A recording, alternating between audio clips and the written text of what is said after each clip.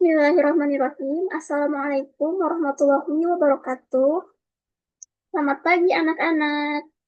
Alhamdulillah, puji syukur kita panjatkan kehadirat Allah Subhanahu wa Ta'ala yang telah memberikan kita rahmat serta hidayahnya sehingga kita dapat berkumpul di pagi ini dalam keadaan sehat walafiat. Tak lupa salawat serta salam kita curahkan kepada Nabi besar kita, yakni Nabi besar Muhammad Sallallahu Alaihi Wasallam. Baik, Alhamdulillah, kita bisa berkumpul untuk melakukan pembelajaran pada pagi ini walaupun secara daring. Dan kita akan belajar mengenai materi pelapukan, erosi, dan sedimentasi. Nah, untuk tujuan pembelajaran hari ini yaitu yang pertama, peserta didik dapat memahami proses pelapukan sebagai penghancuran batuan secara fisik, kimia, dan biologis. Lalu yang kedua, peserta didik dapat menjelaskan proses erosi sebagai pengikisan permukaan tanah oleh air, angin, atau es. Lalu yang ketiga, peserta didik dapat mengidentifikasi proses sedimentasi sebagai pengendapan material hasil erosi dan pelapukan.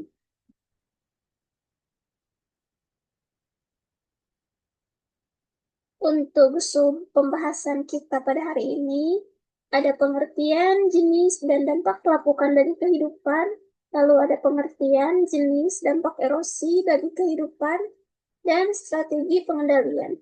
Yang terakhir ada pengertian, jenis, dampak sedimentasi bagi kehidupan, lalu strategi pengelolaannya. Langsung saja kita masuk kepada materi yang pertama, yaitu tentang pelapukan. Sebelum itu, Ibu ingin bertanya terlebih dahulu. Pernahkah kamu atau kalian berpikir bagaimana suatu batu besar bisa berubah menjadi kerikil atau bagaimana lembah dan ngarai terbentuk? Yang boleh atau yang bisa jawab bisa tulis di kolom komentar ya. Nah, batu besar ini dapat berubah menjadi kerikil melalui proses alami yang melibatkan pelapukan dan erosi. Pelapukan adalah proses penghancuran batuan akibat pengaruh fisik, kimia, dan biologis yang menyebabkan batuan menjadi lebih kecil dan rapuh.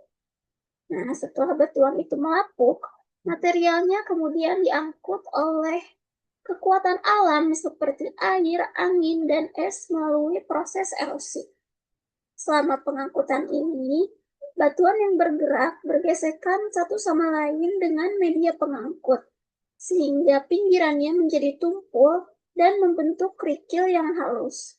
Proses ini juga membentuk bentang alam seperti lembah dan ngarai, di mana air mengikis dan membawa material batuan dari tempat yang lebih tinggi ke tempat yang lebih rendah, membentuk kontur dan fitur tanah yang pas.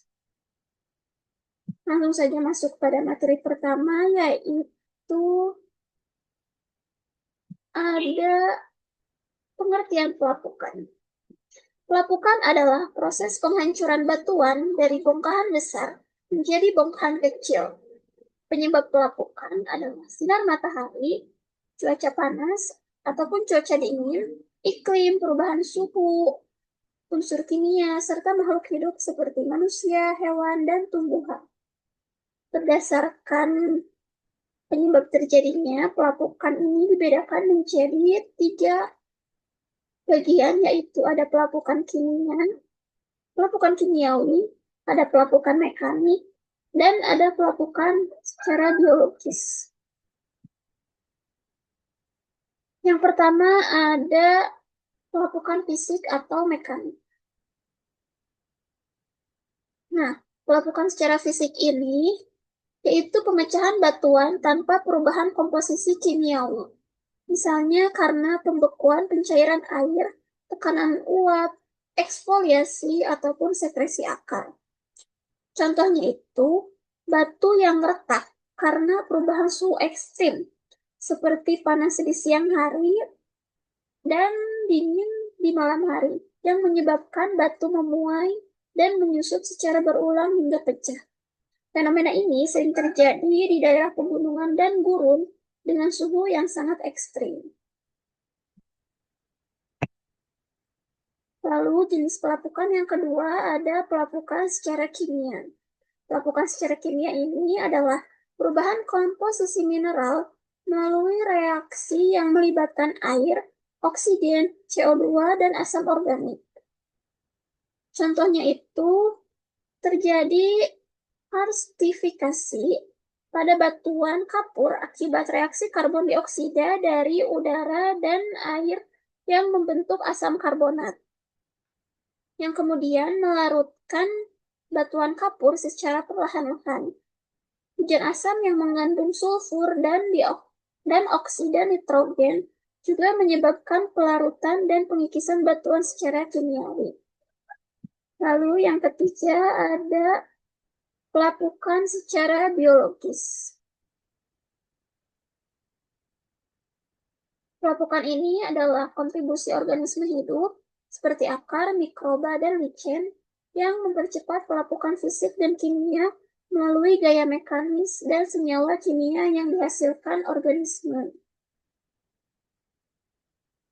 Contohnya itu lumut kerak atau akar tanaman yang tumbuh di antara celah batuan, yang karena aktivitas biologis tersebut bisa menyebabkan batu itu cepat pecah secara fisik maupun secara kimia.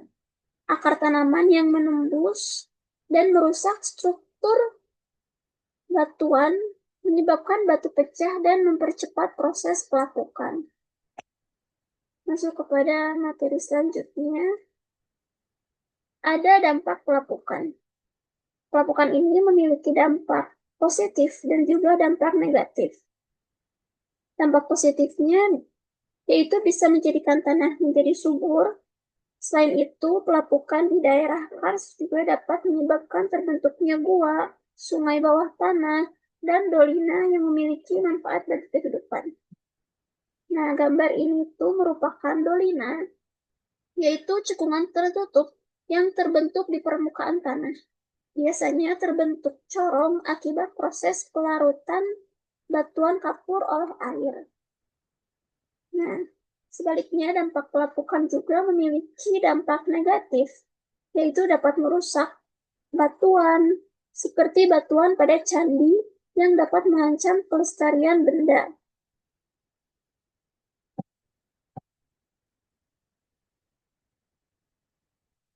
Lalu kita masuk ke materi erosi. Pengertian erosi, erosi adalah proses pengikisan dan pemindahan material batuan ke wilayah lain.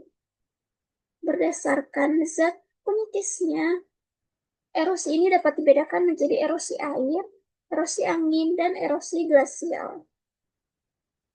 Erosi yang disebabkan oleh air laut disebut abrasi. Yang pertama ada erosi air. Contohnya itu ada hujan atau splash, yaitu partikel tanah terlempar oleh tetesan hujan. Nah, saat hujan turun, tetesan air menghantam tanah, sehingga partikel tanah terlempar. Dan hal ini disebut dengan erosi percik. Lalu ada aliran air permukaan seperti sheet, rill, dan guli. Pelarutan dan pemotongan oleh aliran air yang mengakumulasi. Nah, sheet ini adalah erosi lembar atau aliran air yang menyebar secara merata di permukaan tanah dan menyebabkan pengikisannya secara merata. Rill ini adalah erosi alur atau aliran air yang mulai membentuk saluran kecil di tanah yang masih bisa diperbaiki dengan cara pengelolaan tanah yang biasa. Lalu guli ini adalah erosi parit, yaitu aliran air yang membentuk saluran dalam dan permanen yang sulit diperbaiki karena bentuk paritnya yang besar. Yang kedua ada erosi angin. Terjadi ketika angin membawa dan memindahkan partikel-partikel tanah halus di wilayah yang kering dan vegetasinya sedikit dan atau tipis. Lalu yang ketiga ada erosi oleh es atau gelombang. Erosi oleh es terjadi di daerah yang memiliki glasier atau es glacier, di mana es mengikis batuan dan tanah disebut abrasi es. Lalu erosi oleh gelombang terjadi di daerah pesisir, di mana gelombang laut mengikis pantai yang disebut abrasi gelombang. Lalu ada dampak erosi. Erosi ini cenderung memberikan dampak buruk, seperti pengendapan tanah di sungai yang menyebabkan pendangkalan sehingga rentan terjadinya banjir. Selain itu, erosi juga memiliki dampak positif, di antaranya satu untuk di bidang pertanian. Dapat menyebabkan kehilangan lapisan tanah subur sehingga menyebabkan penurunan produktivitas, kebutuhan pupuk pun bisa meningkat. Lalu dampak lingkungannya, sedimentasi waduk dan sungai, penurunan kualitas air, serta hilangnya habitat akuatik. Lalu untuk di bidang infrastruktur dan sosialnya dapat menyebabkan peningkatan biaya pemeliharaan infrastruktur, kerugian ekonomi, dan lain-lain. Selanjutnya ada strategi pengendalian dari erosi ini. Yang pertama ada pengendalian sumber, yaitu melakukan praktik pertanian yang menjaga tanah supaya tidak rusak, seperti tidak terlalu sering atau dalam mengelola tanah, menanam tanaman penutup tanah atau cover crop agar tanah terlindungi, serta melakukan pergiliran tanaman atau rotasi tanaman.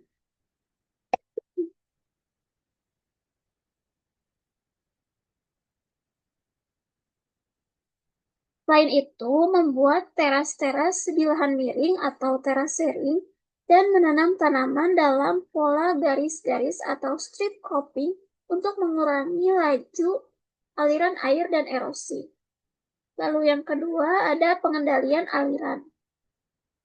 Contohnya itu membuat saluran khusus untuk mengendalikan aliran air agar tidak merusak tanah, serta membangun bangunan yang bisa menahan lumpur atau sedimen agar tidak terbawa air hingga ke tempat yang tidak diinginkan. Contohnya itu membuat check dam, seperti yang ada pada gambar ini ya, atau kolam yang berfungsi untuk menangkap sedimen dari aliran air.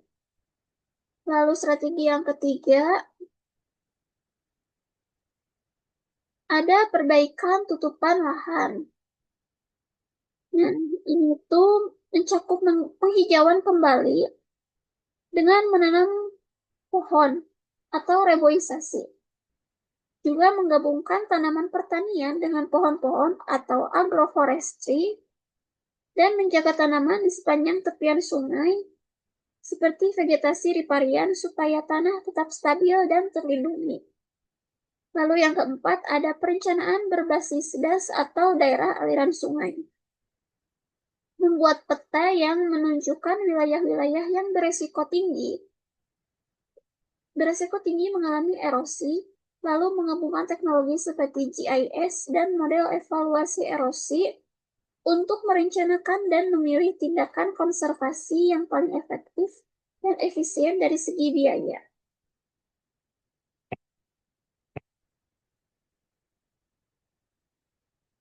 Ini ada contoh erosi yang ada di sekitar kehidupan kita.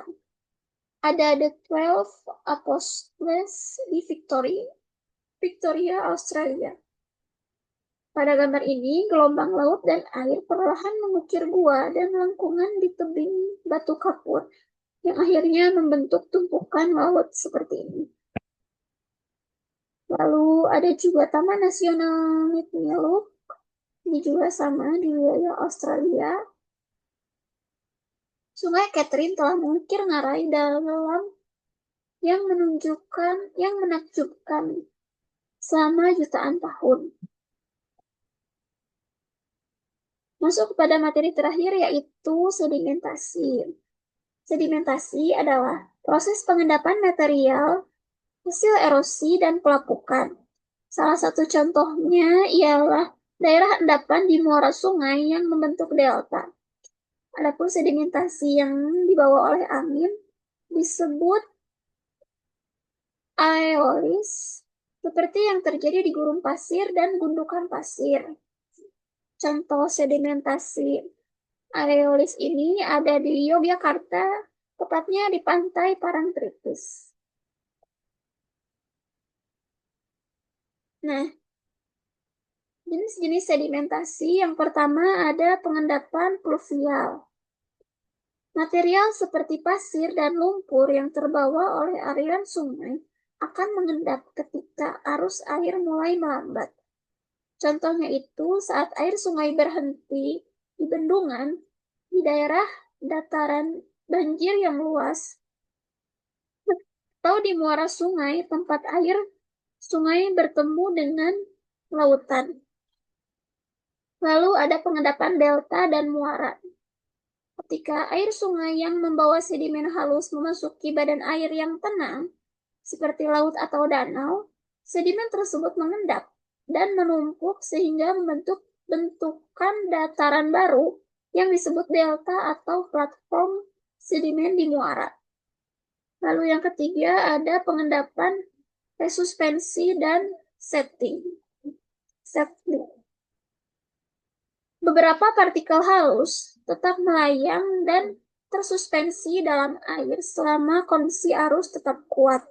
Partikel tersebut baru mengendap ketika energi air menurun, contohnya ketika aliran air melambat, terjadi perubahan pasang surut,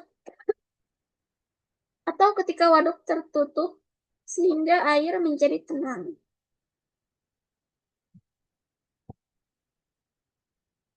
Nah, ada dampak sedimentasi.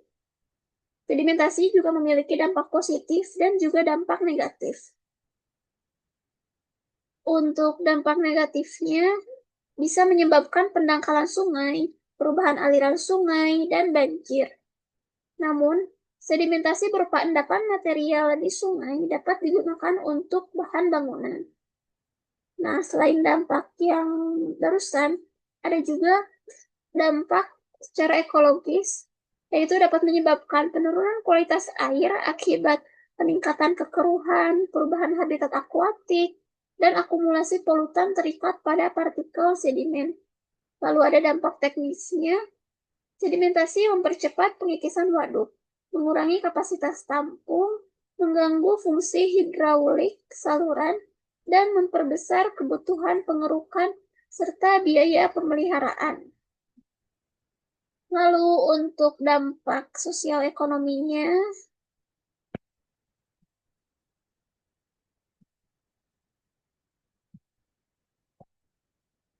berkurangnya penyimpanan air untuk irigasi dan PLTA, lalu peningkatan risiko banjir di hilir, serta kerugian bagi komunitas tergantung sumber daya air.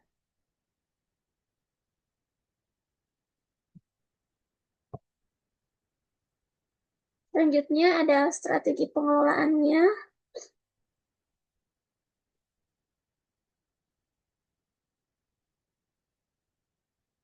Pengendalian sumber atau hulu. Seperti konservasi tanah untuk mengurangi erosi seperti kontur, teras, penutup tanah, dan agroforestry. Lalu yang kedua ada infrastruktur pengendap seperti desain check dam, kolom sedimentasi, dan sistem bypass untuk menangkap sedimen sebelum mencapai waduk utama atau muara. Lalu ada manajemen waduk. yaitu pengoperasian dan strategi pengurukan terencana untuk memulihkan kapasitas tampung dan mengelola redistribusi sedimen. Pendekatan terintegrasi berbasis DAS, seperti pemetaan prioritas daerah penyumbang sedimen, menggunakan kombinasi data lapangan, model hidrologi, sedimen, dan analisis cost-benefit untuk tindakan yang paling efektif. Selanjutnya ada kuis. Bagi yang bisa menjawab kuis ini boleh diisi di kolom komentar ya. Kuis yang pertama. Apa yang terjadi saat batuan mengalami pelapukan, bekuan, pencairan tanpa perubahan kimiawi? Oke, yang tahu langsung jawab di kolom komentar ya anak-anak.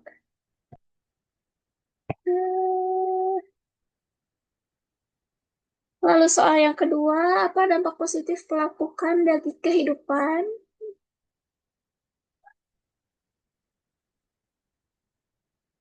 Soal yang ketiga, apa yang terjadi saat erosi jenis guli terbentuk? Ini sudah kita bahas tadi ya. Lalu pertanyaan keempat, dalam suatu das, bagaimana cara terbaik mengurangi erosi tanah? Oke, next ke pertanyaan kelima. Mengapa partikel dalam sungai cenderung mengendap di muara? Jawabannya bisa dijawab di kolom komentar. Pertanyaan terakhir, bagaimana sedimentasi dapat mempengaruhi fungsi waduk? Oke, baik. Lanjut ke sesi akhir, yaitu kesimpulan. Kesimpulannya, pelapukan merupakan proses penghancuran batuan menjadi partikel kecil melalui pengaruh fisik, kimia, dan biologis. Erosi adalah proses pengikisan dan pengangkutan material tanah dan batuan oleh media seperti air, angin, atau es yang menyebabkan perubahan bentuk permukaan bumi.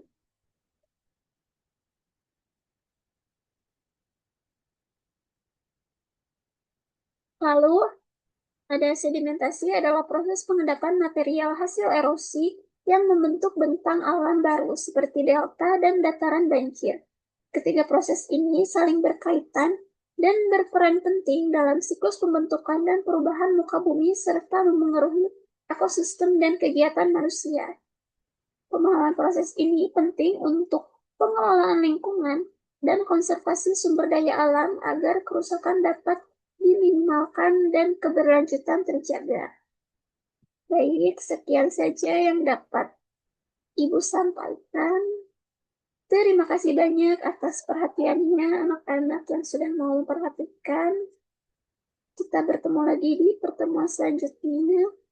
Sampai jumpa. Wassalamualaikum warahmatullahi wabarakatuh.